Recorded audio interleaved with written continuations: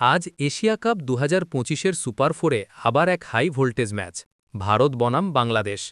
Dubai আন্তর্জাতিক cricket স্টেডিয়ামে সন্ধে ৬:৩০-এ মুখোমুখি হচ্ছে দুই দল। ভারতীয় দল তাদের স্কোয়াডে আছে অভিজ্ঞতা আর নতুন রক্তের দারুণ মিশ্রণ। ওপেনিংয়ে অভিষেক শর্মা ও শুভমান গিল পাওয়ার প্লেতে বড় রান তুলতে সক্ষম।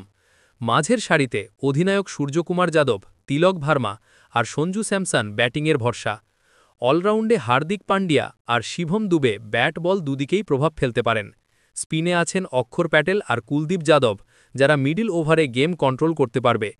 আর বোলিং আক্রমণে জসপ্রীত বুমরাহর সঙ্গে আর্শদীপ সিং, বরুণ চক্রবর্তী ও হর্ষিত রানা থাকবেন ভারতের মূল অস্ত্র।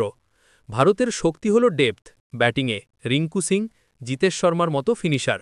তবে দুর্বলতা হল টপ অর্ডার দ্রুত ভেঙে গেলে মিডল অর্ডারে চাপ পড়ে। বাংলাদেশ দল টাইগারদের নেতৃত্ব দিচ্ছেন লিটন দাস, যিনি একই সাথে উইকেটকিপার। ওপেনিংয়ে তানজিদ হাসান তামিম ও সাইফ হাসান। মিডল অর্ডারে তৌহিদ হৃদয়, শামীম হোসেন আর জাকের আলী আক্রমণাত্মক ব্যাটিং করতে পারেন। অলরাউন্ড বিভাগে মেহেদি হাসান আর সাইফুদ্দিন আছেন। স্পিনে নাসুম আহমেদ আর রিশাদ হোসেন গুরুত্বপূর্ণ ভরসা।